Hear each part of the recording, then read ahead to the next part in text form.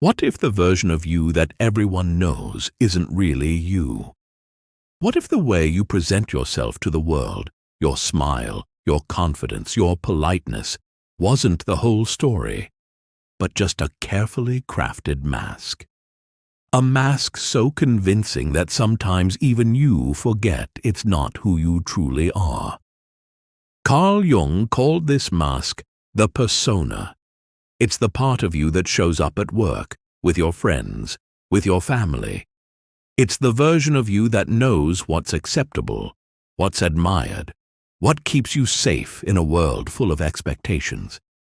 And while the persona protects you, it also hides you. Think about it. How often do you laugh at a joke that isn't funny just because everyone else is laughing? How often do you say, "I'm fine," when inside you're crumbling? How often do you act more confident, more patient, more agreeable than you really feel? That's your persona in action, your social mask. The problem is not that we have a persona. We all need one. It's part of being human, part of living in society. But when the mask becomes too tight, when you start believing that the persona is all that you are, you lose touch with your deeper self. And this is where Jung's warning comes in. The more you identify with your mask, the more your true self retreats into the shadows. And here's the paradox.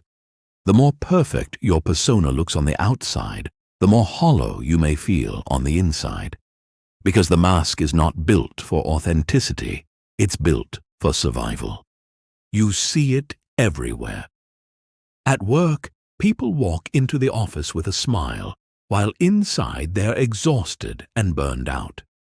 At family gatherings, someone always plays the role of the responsible one or the funny one, even when they don't feel like it. In relationships, many of us hide our insecurities behind a mask of independence or charm, afraid to show the raw, messy truth of who we really are. That's the persona at work. It's not evil. It's not fake. It's simply a role. But here's the catch. Roles are limiting. Imagine you're always cast as the strong one. People come to you for advice, for support, for stability. It feels good at first. You feel needed. But after a while you realize that when you're the strong one, there's no space for your weakness, your sadness, your fear. The mask won't allow it. And so what happens? The parts of you that don't fit the persona get pushed away. Your doubts, your anger, your envy, your grief, they all slip into the shadows. And Jung warned us, whatever you push into the shadows doesn't disappear. It waits, it grows stronger, and eventually it finds a way back into your life. Maybe you've experienced this. You hold yourself together at work all day, and then suddenly explode in anger at home over something small. Or you act patient and kind with friends, but feel bitter and resentful inside. Or you keep smiling while scrolling through social media, only to be overwhelmed later by a wave of emptiness you can't explain. This is the cost of the mask. The more polished it looks, the more it hides. And the more it hides, the more disconnected you become, not only from other people, but from yourself. And here's the question Jung forces us to ask.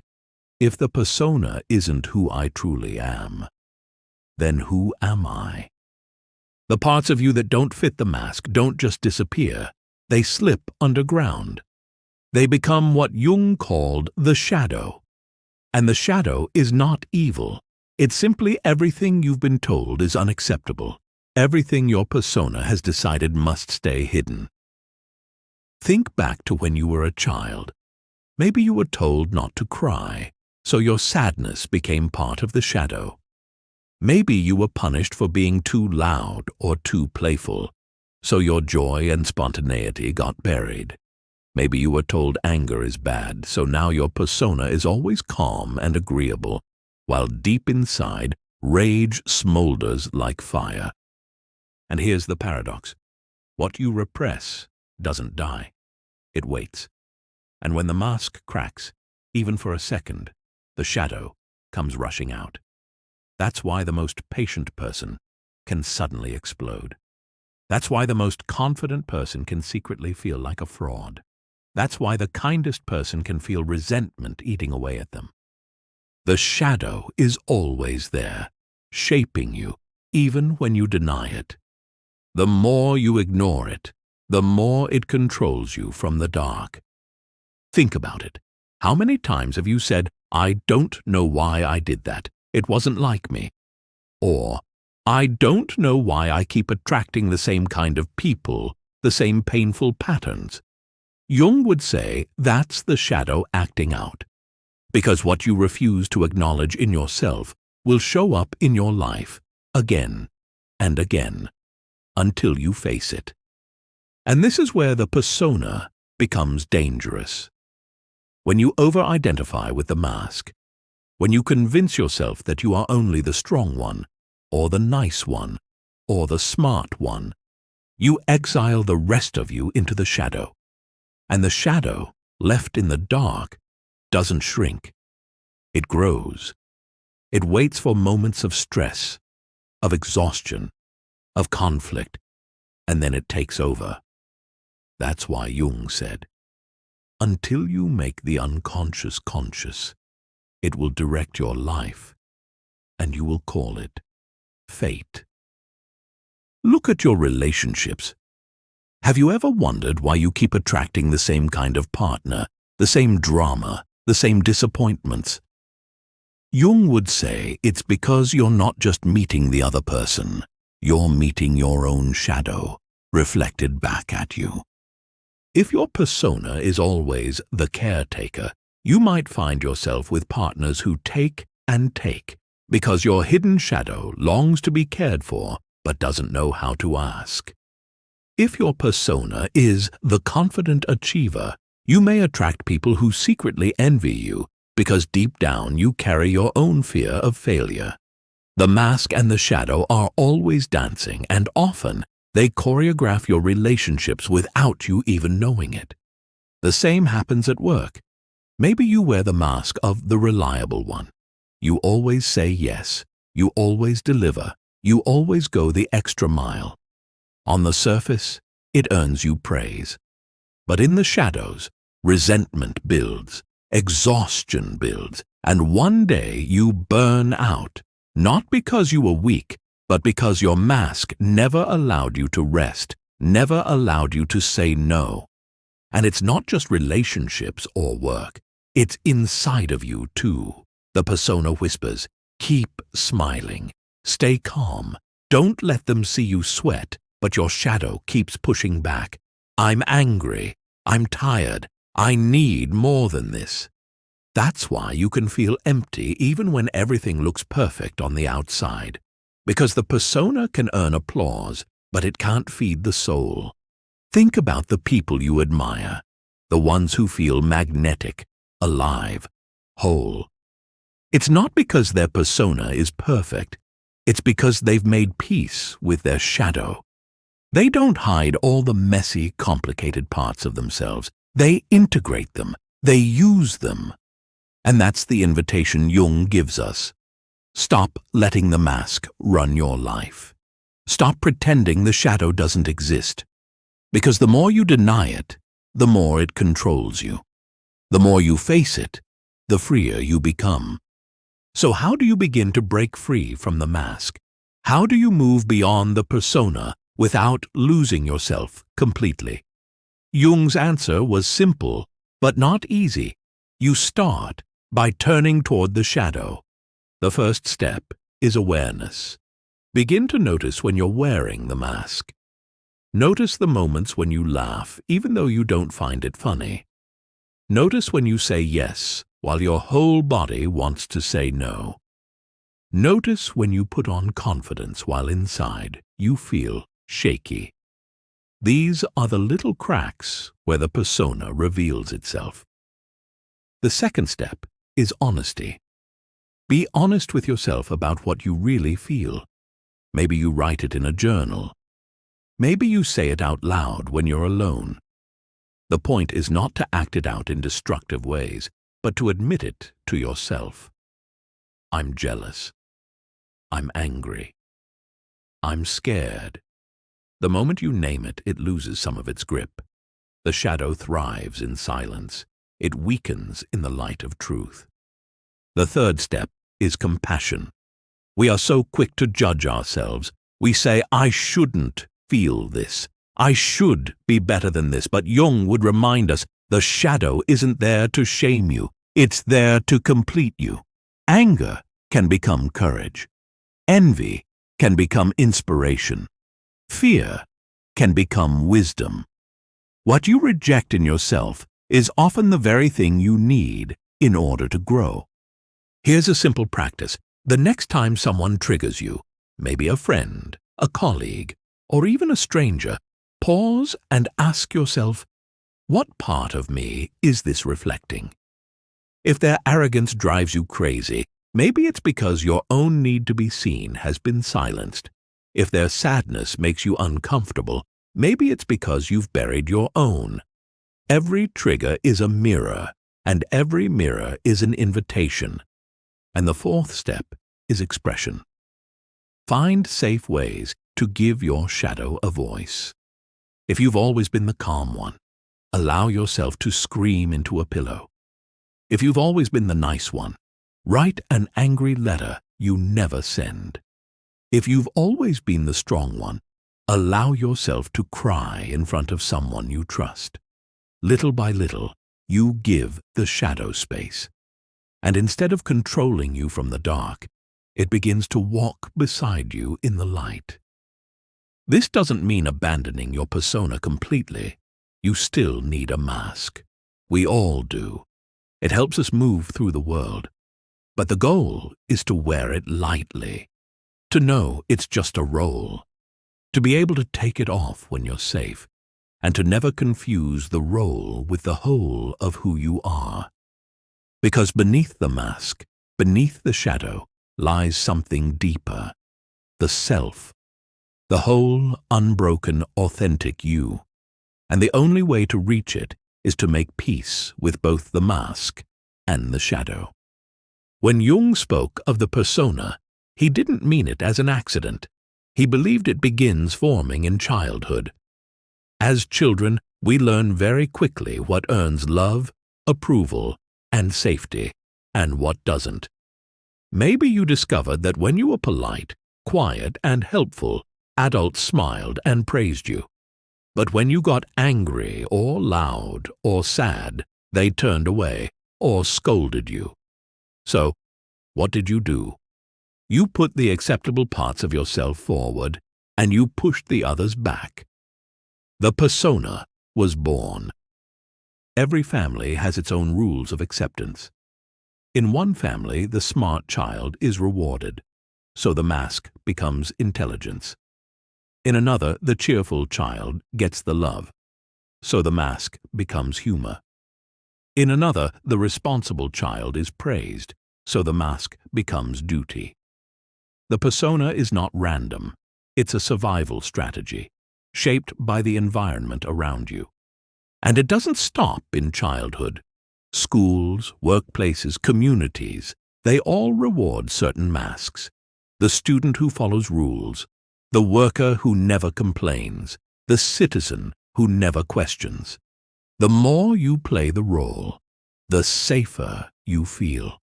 Until one day, the mask becomes so heavy that you forget what your face looks like underneath. This is why so many adults reach a point in life where they feel lost. They've played the role so well, achieved, succeeded, smiled, endured, that one day they wake up and think, if this is success, why do I feel so empty? Jung would say, that emptiness is the self calling you. It's the hidden, authentic you, knocking from the inside, saying, remember me. I'm still here. Jung called the process of reclaiming that hidden self-individuation It's the journey of becoming whole. And individuation always begins with conflict. The persona wants safety and approval. The shadow demands to be seen and integrated. And the self waits behind both, calling you to step into your full truth. That's why midlife crises happen. That's why breakdowns happen. That's why sudden spiritual awakenings happen. The mask cracks. The shadow bursts out. The self pushes forward. And life can no longer be lived on the surface.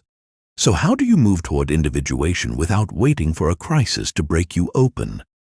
Jung would say, you begin by listening to the quiet signals. You feel envy, ask, what is this showing me about what I desire but haven't allowed? You feel anger, ask, what boundary is being crossed that I've been afraid to protect? You feel sadness, ask, what truth have I avoided that needs to be honored?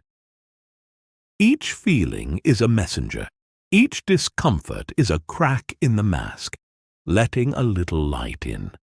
Here's another practice. Sit quietly and imagine yourself at a party. What role do you play? Are you the entertainer, keeping people laughing? The listener, nodding and supporting? The leader, steering the group? Now imagine taking off that role, just for a moment. Who would you be if you didn't have to play it? Would you feel freer, or exposed, or both? That discomfort is the space between the persona and the self. And the more you sit in that space, the more the mask loosens. Remember, the goal is not to destroy the persona. You need it. Without it, society would fall apart. But if you live only as the mask, you starve the self. Individuation is about balance. The persona serves you, the shadow teaches you, and the self unites it all. And this is why shadow work, authenticity and self-love are not luxuries. They're survival. Without them, you end up hollow, successful on the outside, but lost inside. With them, you begin to feel whole, alive, real. So when you feel the emptiness, don't panic. When the mask feels too heavy, don't despair. That discomfort is not failure. It's the beginning of individuation. It's the signal that your life is ready to expand beyond the role, beyond the mask, into the deeper truth of who you are. And here's something important. The persona isn't just an individual mask. It's also collective. Whole societies wear masks. Think of social media. What is Instagram if not a massive stage of personas? Smiles, perfect vacations, success stories, carefully filtered images. We scroll through the masks of millions and often forget that behind every photo is a human being with struggles, doubts, and fears. Jung warned that the more a culture identifies with its persona, the more its shadow grows in silence. And maybe that explains why, even though we appear more connected than ever, so many of us feel lonely, anxious, or lost. We're caught in a collective performance, and deep down, we know something doesn't add up. You've probably felt this yourself. You post a photo or a story. People like it, they comment, they admire. For a moment, you feel seen, but does it last? Or do you find yourself chasing the next post, the next little hit of recognition? That's the persona at work. It feeds the mask, but it doesn't feed the soul. The same happens at work. Think about meetings. How often do people speak in ways that are more about looking competent than about saying what they really think? How often do we wear the mask of professional, even when what we want to say is, I don't know, I'm struggling, I need help? The workplace rewards the persona, but the cost is authenticity. And even in friendships, you have that one friend who always plays the role of the funny one. Everyone loves them for it. But what happens when they're sad? What happens when they're tired of being entertaining? If they take off the mask, will they still be loved? That's the fear the persona plants in all of us. If they saw the real me, would they still accept me? So let me ask you this, and pause for a moment as you hear it. What role do you play most often? Are you the strong one, the funny one, the kind one, the smart one? Which mask do you wear so often that you sometimes forget there's more to you than that role? Take a breath and really consider it, because this is where the work begins. Once you see the mask, you can loosen it. Once you name the role, you can step out of it, even for a moment. Here's a practice you can try tonight. Take out a notebook and write down 3 roles you play most often. Maybe the dependable one, the confident one, the agreeable one. Then under each role, write, what part of me gets left out when I wear this mask? If you're always the dependable one, maybe your need for rest gets left out. If you're always agreeable, maybe your anger gets silenced. If you're always confident, maybe your vulnerability never gets to breathe. This is not about rejecting the persona. Remember, we need it. But it's about loosening its grip, about remembering that the role is not the whole. Now let's take it one step further. Imagine just for a moment taking off the mask. Imagine standing in front of someone you trust and saying, here's how I really feel. Here's what I'm really afraid of. Here's what I really want. What happens in your body when you imagine that? Relief? Fear? Both? That feeling is your edge. It's the place where growth lives. And here's the gift. The more you practice showing your true self, even in small ways, the more alive you feel. Because the soul doesn't crave applause. The soul craves authenticity. The soul doesn't need the mask. It needs freedom. The truth is, we all wear masks. We all have shadows. It's not a flaw. It's the human condition. The persona keeps us safe, but it also limits us. The shadow hides in the dark, but it also holds the parts of us we've been searching for. And Jung's great insight was this: until you face the shadow, until you step beyond the mask, you will always feel that something is missing. You can play the role perfectly. You can collect the applause. You can polish your image until it shines. But deep down, the soul knows. The soul knows it's not enough. But when you dare to turn inward, when you dare to see the parts of yourself you've hidden, something extraordinary happens. The anger you repressed becomes your passion. The sadness you denied becomes your depth. The fears you avoided become your wisdom. Slowly, you stop living as half of yourself, and you start living as a whole. And this is why the work of Jung is still so alive today. Because in a world that tells you to perfect the mask, Jung whispers, take it off. In a culture obsessed with image, Jung says, go deeper. In a time of endless distraction, Jung invites us to look into the silence and meet the self. So tonight, when you catch yourself smiling when you don't feel like smiling, or saying, I'm fine, when you're not, pause. Ask yourself, is this my mask, or is this me? And little by little, you will begin to hear the voice beneath the mask. You will begin to feel the parts of yourself you've been missing. You will begin to see who you truly are. Because the goal is not perfection. The goal is wholeness. The privilege of a lifetime, as Jung said, is to become who you truly are. And if this message spoke to you, if you feel ready to go deeper into Jung's wisdom, into the shadow, the persona, the self, then I'd love for you to join me here. Subscribe to Soul of the Mind, and let's walk this path together. Share your reflections in the comments. Connect with others who are on the same journey, and keep exploring what it means to live authentically. Remember, you are not just your mask. You are not just your shadow. You are the self, waiting to be seen, waiting to be lived. And the moment you turn inward, that journey begins.